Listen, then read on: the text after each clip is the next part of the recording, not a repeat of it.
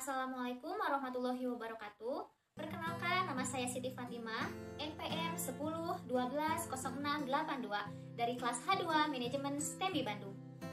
Di sini, saya akan mempresentasikan mengenai masalah yang ada pada manajemen sumber daya manusia. Namun, sebelum itu, alangkah lebih baiknya kita mengetahui terlebih dahulu apa itu yang dimaksud dengan manajemen sumber daya manusia, apa saja fungsi-fungsinya, dan apa tujuan serta manfaat dari manajemen sumber daya manusia. Baik, kita langsung mulai saja pada poin yang pertama. Apa itu manajemen sumber daya manusia? Manajemen sumber daya manusia atau sering kita singkat dengan MSDM adalah pemanfaatan sejumlah individu secara efisien dan efektif serta dapat digunakan secara maksimal untuk mencapai tujuan organisasi atau perusahaan. Kajian MSDM menggabungkan beberapa bidang ilmu seperti psikologi, sosiologi, dan lain-lain. Unsur utama MSDM adalah manusia. Manajemen sumber daya manusia juga menyangkut desain dan implementasi sistem perencanaan, penyusunan karyawan, pengembangan karyawan, pengelolaan karir, evaluasi kinerja, kompensasi karyawan, dan hubungan ketenaga kerjaan yang baik. Manajemen sumber daya manusia melibatkan semua keputusan dan praktik manajemen yang mempengaruhi secara langsung sumber daya manusianya. Manajemen sumber daya manusia ialah pengembangan sumber daya manusia yang berfungsi melakukan perencanaan sumber daya manusia, penerapan, perekrutan, pelatihan, pengembangan karir karyawan atau pegawai serta melakukan inisiatif terhadap pengembangan organisasional sebuah organisasi atau perusahaan.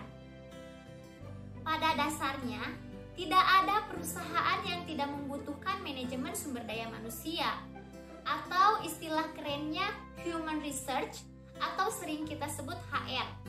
Bagian Human Research itulah yang bertanggung jawab untuk mengurus berbagai kebutuhan perusahaan yang terkait dengan sumber daya manusia. Termasuk di dalamnya adalah manajemen sumber daya manusia. Sehingga semua kegiatan atau pekerjaan berjalan dengan lancar dan lebih efisien. Dalam menjalankan kegiatan, baik di organisasi atau perusahaan, dibutuhkan sumber daya manusia yang kompeten di bidangnya masing-masing. Dalam menjalankan kegiatan di sebuah perusahaan atau organisasi juga diperlukan manajemen sumber daya manusia agar kegiatan yang akan dilaksanakan berjalan dengan baik dan mencapai target yang diinginkan. Setelah mengetahui apa itu MSDM, di sini saya juga akan menjelaskan apa saja fungsi-fungsi dari MSDM itu sendiri. Yaitu yang pertama, perencanaan sumber daya manusia. Perencanaan sumber daya manusia merupakan proses pengkajian dan penelaahan kebutuhan sumber daya manusia secara sistematis untuk memastikan bahwa sejumlah karyawan yang dibutuhkan sesuai dengan persyaratan keahlian yang telah ditentukan dan tersedia pada saat diperlukan. Kedua, pengangkatan dan pemberhentian karyawan. Pada proses ini, kegiatan pengisian formasi yaitu merekrut karyawan, screening, serta seleksi kepada pelamar juga penempatan formasi. Yang ketiga, pengupahan tunjangan. Upah di sini bisa berupa uang yang diterima oleh seorang karyawan atau pegawai atas kinerjanya. Sedangkan tunjangan ialah berupa tambahan penghargaan finansial selain gaji pokok, termasuk tunjangan cuti, biaya sakit, tunjangan hari raya, serta asuransi kesehatan. Yang keempat, penilaian kinerja dan pengembangan karir. Fungsi ini dilakukan setelah karyawan atau pegawai bekerja dalam sebuah perusahaan. Tidak hanya penilaian positif, perusahaan juga menganalisis apabila kinerja karyawan atau pegawai yang negatif. Yang kelima, pelatihan dan pengembangan. ini meliputi kegiatan-kegiatan seperti perancangan serta penerapan program-program pelatihan beserta program evaluasinya. Yang keenam, keselamatan dan kesehatan kerja.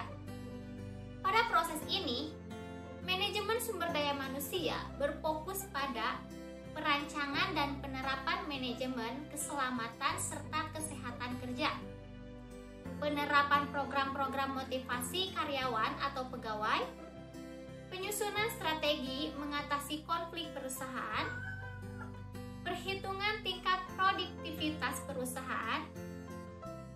Yang ketujuh, penerapan efektivitas hubungan kerja. Pada fungsi ini, perusahaan harus mampu membuat standar bagaimana hubungan kerja yang efektif dan efisien dapat diimplementasikan. Tujuan manajemen sumber daya manusia adalah memberi pertimbangan manajemen dalam membuat kebijakan sumber daya manusia untuk memastikan bahwa perusahaan memiliki karyawan atau pegawai yang memiliki kinerja tinggi, selalu siap mengatasi perubahan, serta memenuhi kewajiban sebagai pekerja. Tidak hanya itu, tujuan selanjutnya adalah menerapkan dan menjaga semua kebijakan dan prosedur sumber daya manusia yang memungkinkan perusahaan mampu mencapai tujuannya. Adapun manfaat dari MSDM diantaranya, yang pertama, perusahaan dapat memanfaatkan sumber daya manusia yang sudah ada secara baik. Perusahaan perlu memperhatikan kelebihan serta kekurangan yang dimiliki perusahaan, seperti jumlah karyawan yang tersedia, masa kerja masing-masing, pengetahuan serta skill yang dimiliki, bakat yang perlu dikembangkan, serta minat karyawan yang bersangkutan. Yang kedua, produktivitas dari karyawan yang sudah ada semakin meningkat. Manajemen sumber daya manusia yang baik tentu akan proporsionalitas dalam penempatan formasi karyawan. Yang ketiga, penentuan kebutuhan tenaga kerja atau karyawan, yaitu kebutuhan akan tenaga kerja di masa mendatang, baik dalam arti jumlah maupun kualifikasinya, untuk mengisi formasi tertentu dan menyelenggarakan aktivitas baru. Yang keempat, penanganan informasi ketenaga kerjaan. Penanganan informasi sumber daya manusia yang dimiliki bisa meliputi masa kerja setiap karyawan, status perkawinan, tunjangan, jumlah penghasilan, pendidikan, dan lain-lain. Yang terakhir adalah penelitian. Hal ini dilakukan guna mendapatkan gambaran serta keterangan yang akurat untuk menjadi landasan dalam aktivitas manajemen sumber daya manusia. Setelah kita mengetahui apa yang dimaksud dengan MSDM, apa saja fungsi-fungsinya, serta apa tujuan dan manfaat dari MSDM itu sendiri, saat ini saya akan memberikan sebuah contoh permasalahan yang berkaitan dengan manajemen sumber daya manusia, beserta bagaimana solusi untuk menyelesaikan masalah tersebut. Di sini saya mengambil contoh masalah yang berjudul tingginya tingkat pengangguran di Indonesia. Apa sih pengangguran itu? Di sini dijelaskan bahwa pengangguran adalah orang yang tidak bekerja atau sedang mencari pekerjaan. Pengangguran umumnya disebabkan karena jumlah angkatan kerja tidak sebanding dengan jumlah lapangan pekerjaan. Selain itu, kurangnya informasi di mana pencari kerja tidak memiliki akses tentang perusahaan yang kekurangan tenaga kerja. Tingginya pengangguran berdampak buruk bagi perekonomian, seperti rendahnya tingkat kesejahteraan masyarakat, rendahnya produktivitas, dan pendapatan masyarakat. Adapun solusi dari masalah tersebut, pemerintah memiliki beberapa upaya yang dilakukan guna mengatasi pengangguran di Indonesia.